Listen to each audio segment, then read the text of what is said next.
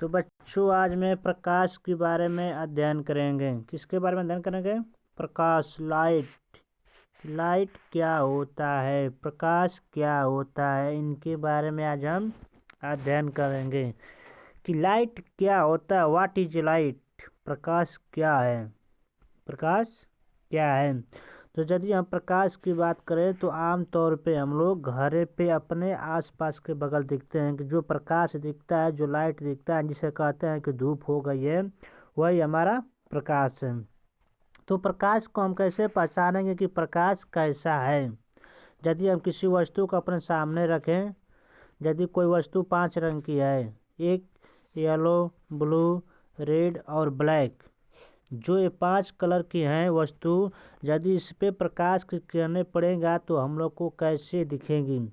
तो जब इन पे प्रकाश की किरणें पड़ेगा तो यह जिस रंग की होगी, प्रकाश की किरणें इन वस्तु 5 पे पड़ेगा तो जिस रंग की प्रकाश यानी जिस रंग की प्रकाश की किरणें पड़ेगी उस वस्तु पे जिस रंग का वो रहेगा, उसी रंग का हम लोग आँख के सामने या आँख पे वो किरण जाएगी और वहाँ से प्रतिबिंब बनकर इस वस्तु पे फिर आएगी। जब वो आएगी तो हम इसे महसूस करेंगे कि प्रकाश की किरणें आई है, तो यह जिस वस्तु या जिस रंग का वस्तु था उसी रंग का प्रतिबिंब बना है और तब इसको हम वस्तु को पहचान पा रहे हैं।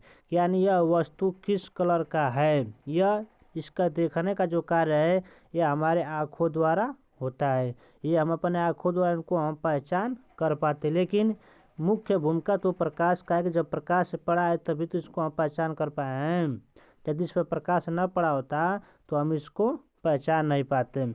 तो इसके बारे में हम लोग क्या क्या अध्ययन करना है उनके बारे में चर्चा करेंगे कि प्रकाश की किरण यानी प्रकाश की किरण क्या होते हैं और प्रकाश का परावर्तन तथा परावर्तन के नियम, यानी कि परावर्तन और परावर्तन के नियम। प्रकाश की वह किरणें जो किसी समतल तल से टकराकर उसी माध्यम में लौट जाती है उसे हम कहते हैं प्रकाश का परावर्तन। और परावर्तन के नियम भी यही है कि आपतित किरण, परावर्तित किरण, ये सब हम अध्ययन करेंगे। उसके बाद समतल दर्पण तथा उससे प्रतिबिंब का बनना, फिर गोलीय दर्पण से प्रतिबिंब का बनना, वास्तविक प्रतिबिंब बनना, यानी कि वास्तविक प्रतिबिंब तथा आभासी प्रतिबिंब सीधा बनता है, उल्टा बनता है, इन सभी के बारे में अध्ययन करेंगे। आवर्धन दर्पणों का दैनिक जीवन में उपयोग, ये क्या होता है, इन सभी के बारे में अध्ययन करेंगे। दिया है कि पिछली कक्षा में हम प्रकाश स्रोत, दीप्त तथा अदीप्त वस्तुओं को पारदर्शी, अपारदर्शी तथा पारभासी वस्तुओं, छाया, प्रछाया, उपछाया, सूर्य ग्रह और चंद्र ग्रह का अध्ययन कर चुके हैं। यानी कि जो प्रदीप्त वस्तुएं होती हैं और अप्रदीप्त वस्तुएं होती हैं उनको हम क्या कहेंगे कि प्रदीप्त वस्तुएं वे वस्तुएं जो स्वतः प्रकाश देती हैं उसे हम कहते हैं दीप्त वस्तुएं, और जो स्वतः प्रकाश नहीं देती हैं उसे हम कहते हैं कि अदीप्त वस्तुएं। ठीक। प्रकाश, जो प्रकाश है, प्रकाश एक सरल रेखा में गति करता है, यानी कि जो प्रकाश है वह एक सरल रेखा में यानी सीधी रेखा में गति करता है या सीधी रेखा में प्रकाश किरण आती है। इससे हम जान चुके हैं कि इस अध्याय में प्रकाश की सरल रेखा में गमन पथ का उपयोग करते हुए हम प्रकाश के परावर्तन की घटना का अध्ययन करेंगे। यानी कि जो प्रकाश की किरणें सीधी रेखा में आती है और गमन करती है उसी के आधार पर हम परावर्तन का भी अध्ययन करेंगे कि जो प्रकाश की किरणें सीधी रेखा में आती है तो परावर्तन का भी तो कुछ भूमिका होगा। परावर्तन के बारे में क्या होगा, इनके बारे में तो कुछ सीख मिलनी चाहिए। इस आधारभूत अवधारणा बेसिक कंसेप्ट का अध्ययन हमें प्रकृति में होने वाले कुछ प्रकाशीय घटनाओं को समझने में सहायक होगा। जब ये प्रकाश की किरण सीधी रेखा में आएगी और परावर्तन के बारे में हम लोग को अध्ययन मिलेगा तो कुछ इनके बेसिक यानी बेसिक कंसेप्ट के बारे में तो हमको सीखने को मिलेगा जब प्रकृति की प्रकाशीय घटनाओं को समझने में सहायक होगा। तो जब प्रकाश की किरण, पहला आइडिया है कि प्रकाश की किरण, यानी कि हमें क्या ज्ञात है कि प्रकाश किसी सामग्री पारदर्शी माध्यम में सरल रेखा में गति करता है। ये तो हम ऊपर भी देखे हैं कि प्रकाश एक जो होता है वह सीधी रेखा में चलता है। सीधी रेखा पर लगाया गया, क्या सीधी रेखा पर लगाया गया बाणगणा प्रकाश की गति की दिशा सूचित करता है। यानी कि जो प्रकाश की किरणें है वह सीधी रेखा में चलता है।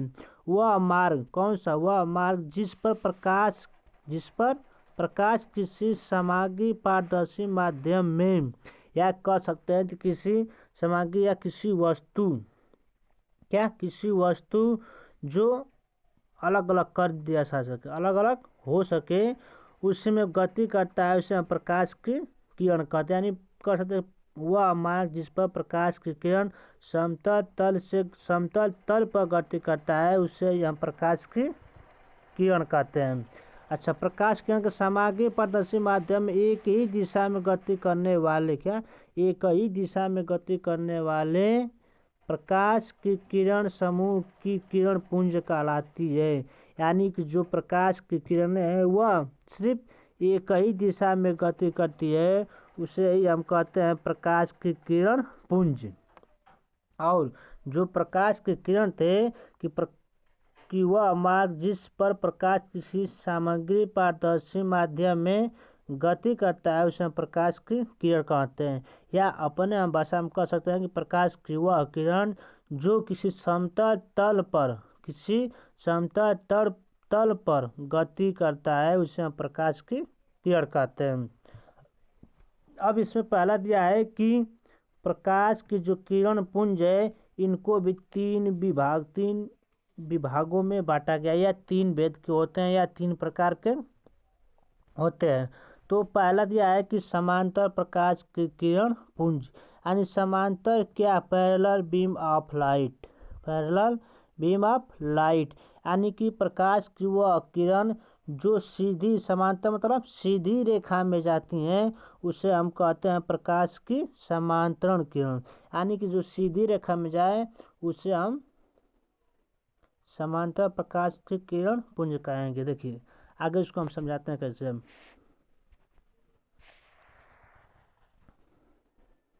देखो अब यहाँ पे देखो, यहाँ पे प्रकाश की किरणें चल रही है, यहाँ पे चल रही है ना। अब यहाँ से स्टार्ट की प्रकाश की किरणें, यहाँ से जितनी प्रकाश की किरणें आए, क्या ये सीधी रेखा में जा रही हैं कि नहीं? समांतर का मतलब होता है यह कि सीधी रेखा में जाए, चाहे समांतर जहाँ की कहीं बात की जाए तो सीधी रेखा में यानी पैरेलल रेखा में जाए।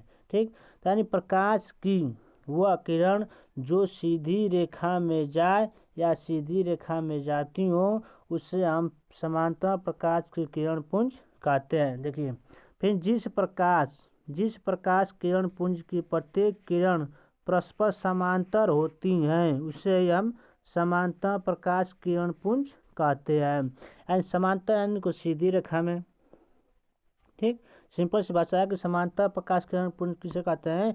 कि वह प्रकाश की किरणें जो परस्पर समांतर होती हैं या सीधी रेखा में जाती हैं, उससे हम समांतर प्रकाश किरण पुंज कहते हैं। अब देखो, अब अगला दिया है कि अभिसारी प्रकाश किरण पुंज, अभिसारी प्रकाश किरण पुंज कन्वर्जेंट बीम ऑफ लाइट, यानी कि अभिसारी इसका मतलब होता है कि सिकुड़ना। हम एक शब्द में कहें इसको तो अभिसारी प्रकाश किरण पुंज वह होता है कि एक शब्द में इसको कहें कि सिकुड़ना, यानी प्रकाश की वह सभी किरणें, प्रकाश की वह सभी किरणें जो केवल एक ही बिंदु पर जाकर मिलती है, उसे हम प्रकाश की किरण कहते हैं। यानी कि एक ही बिंदु पर मिलती है। अब देखिए, अब एक प्रकाश किरण यहाँ से गई और एक यहाँ बिंदु पर मिल गई, एक यहाँ पे हमारा क्या है? बिंदु है ना यहाँ पे। अब दूसरी फिर प्रकाश किरण यहाँ से गई, ये भी जाकर यहाँ पे मिल गई।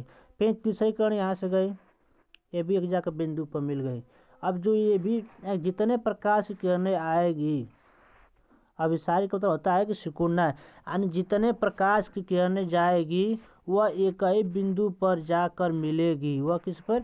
एक ही बिंदु पर जाकर मिलेगी, तो उसे हम कहेंगे अभिसारी प्रकाश किरण पुंज। यानी जिस प्रकाश की किरण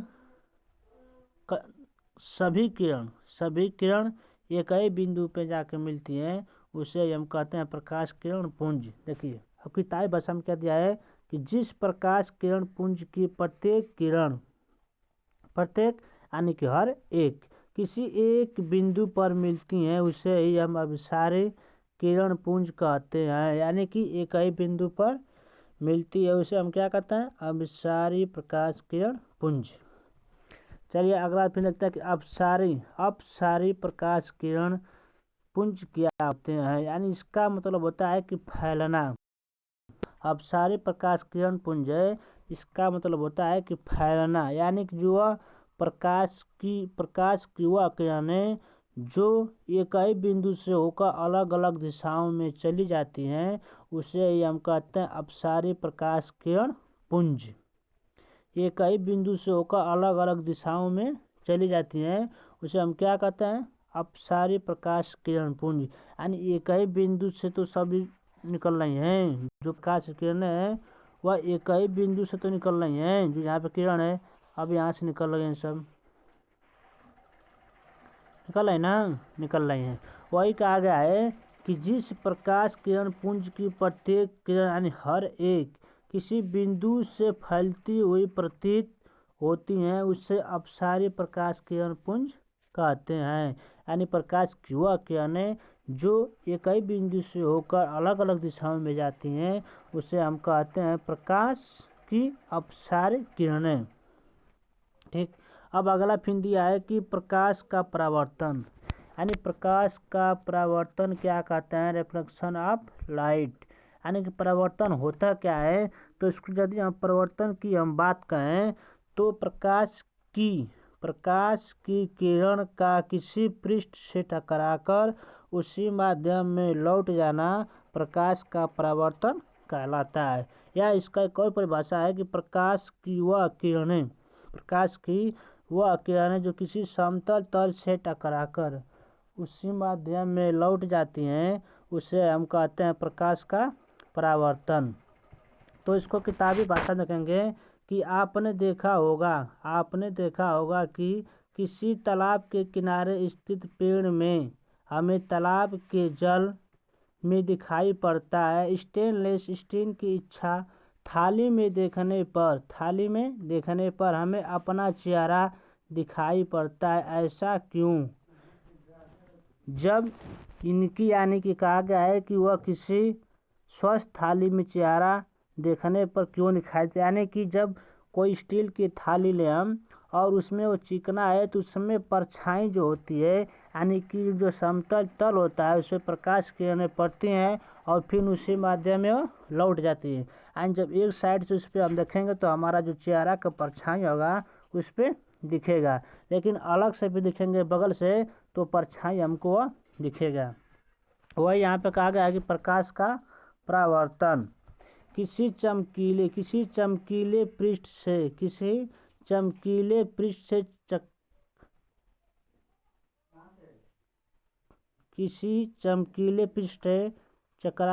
टकराने पर पश्चात प्रकाश की किरण उसी माध्यम में वापस लौट जाती है, जिसके फलस्वरूप हम तालाब के किनारे स्थित वृक्षों को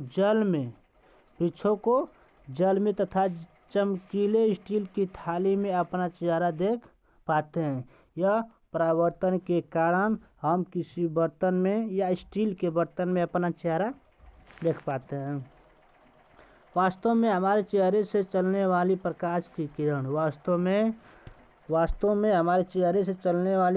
की किरण जब चिकनी थाली पर पड़ती है तो थाली की सतह से टकराकर वापस हमारी आँख तक आती है, जिससे हमें अपना चेहरा दिखाई देता है। प्रकाश की इस घटना को परावर्तन कहते हैं। यानी कि जब जो परछाई पड़ता है प्रकाश की किरणें उसे ही हम क्या कहते हैं, प्रकाश का परावर्तन कहते हैं। अब आगे देखते हैं इसके बाद क्या हेडिंग है उनको देखेंगे हम।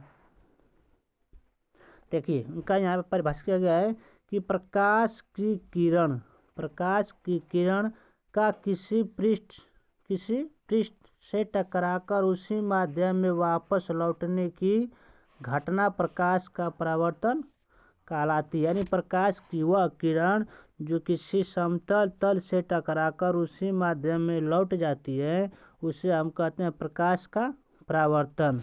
अब परावर्तन तो हम अध्ययन कर लें कि प्रकाश का परावर्तन स्टील के थाली में भी देखेगा तो हमको अनुभव होगा। ये सब परावर्तन के कारण।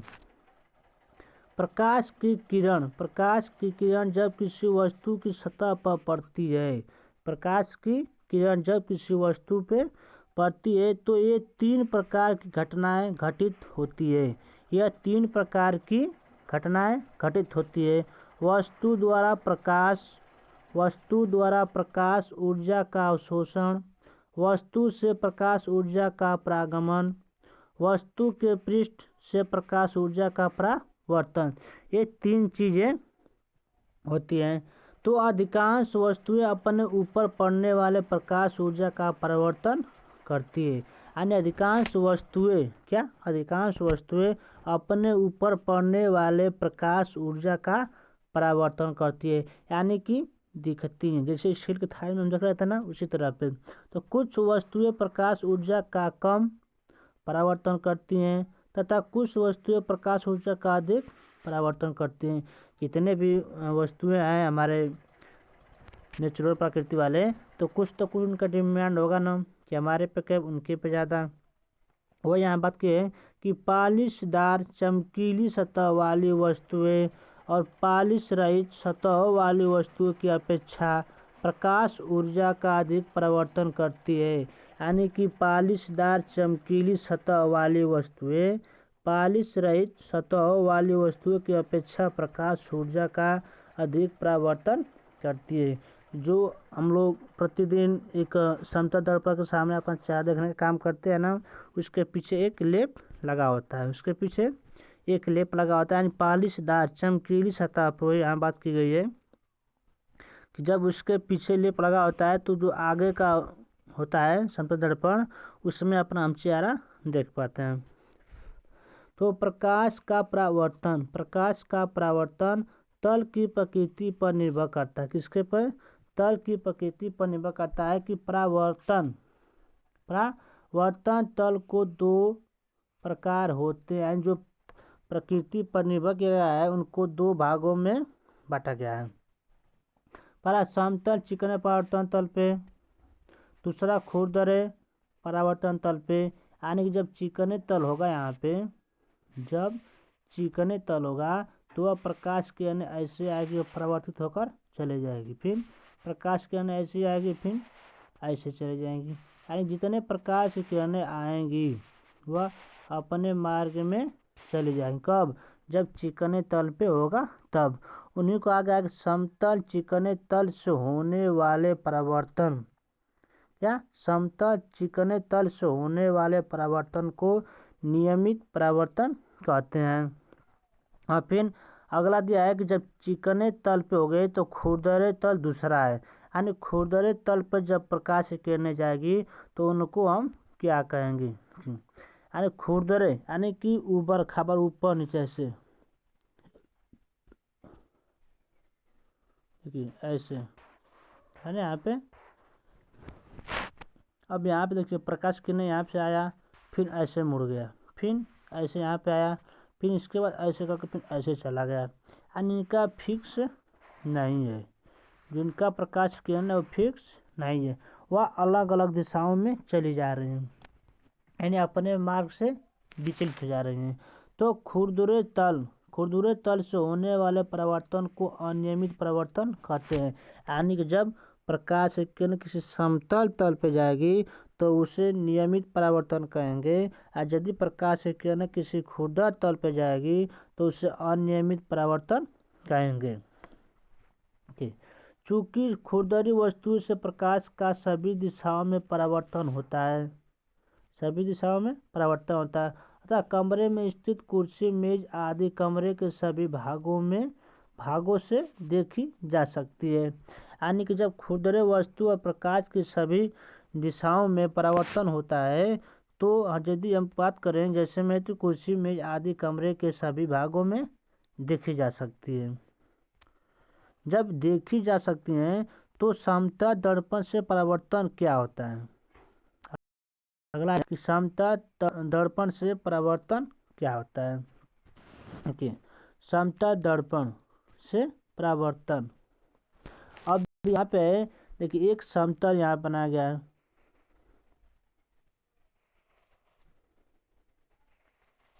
यहाँ पे एक समतल है।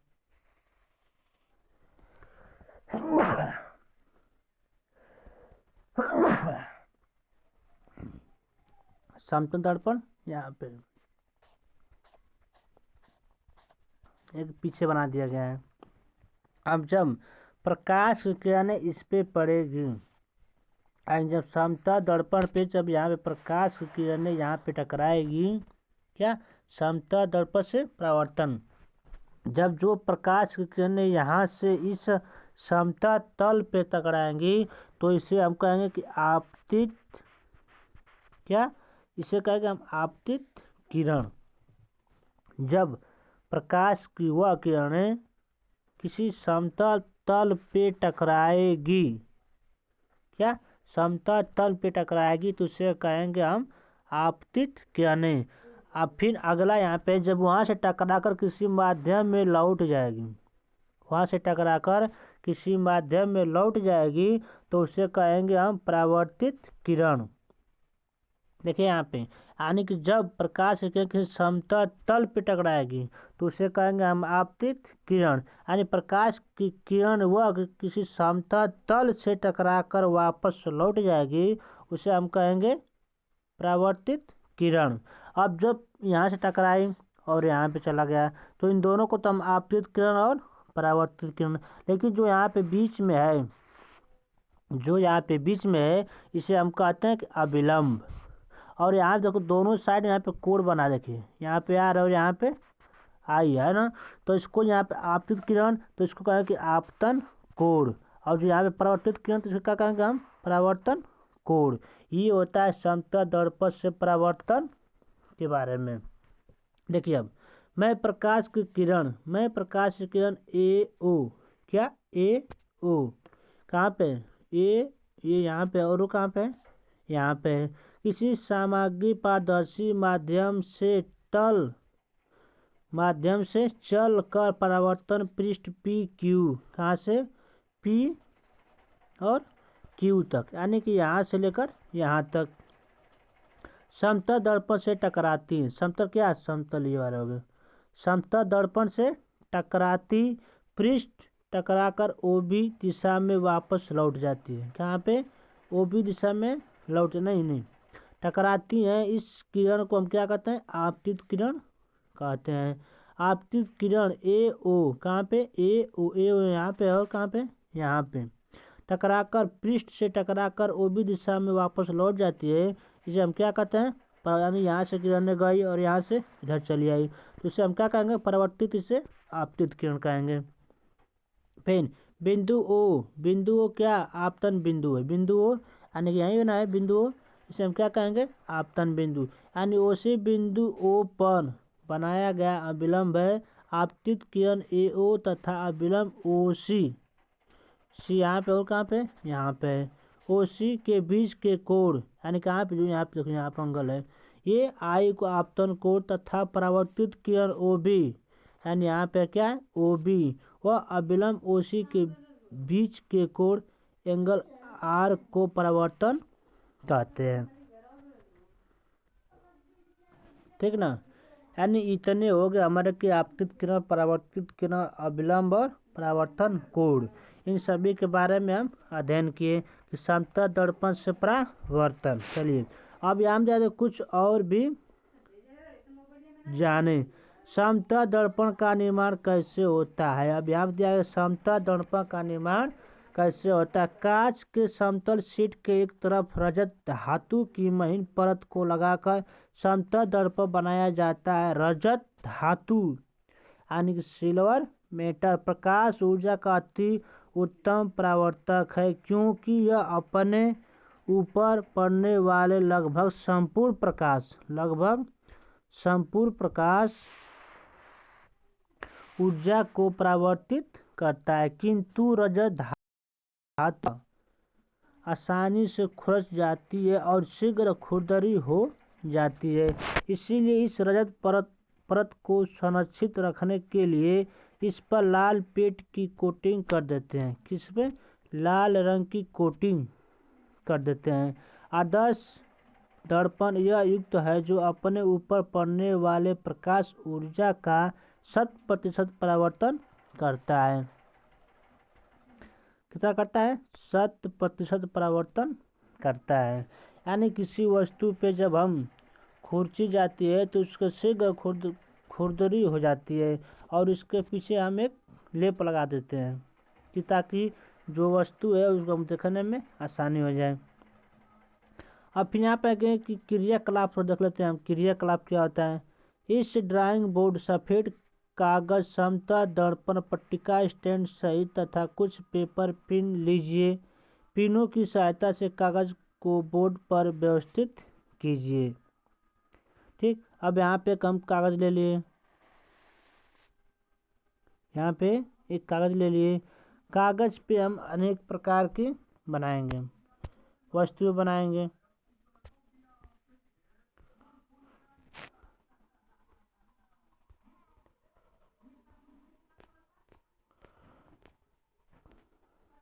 तो चलिए आज हमारे वीडियो यहीं तक, फिर अगले वीडियो में हम मुलाकात करेंगे। Thank you so much. शेष वीडियो जो शेष भाग होगा वो अगले पार्ट में दिखाया जाएगा।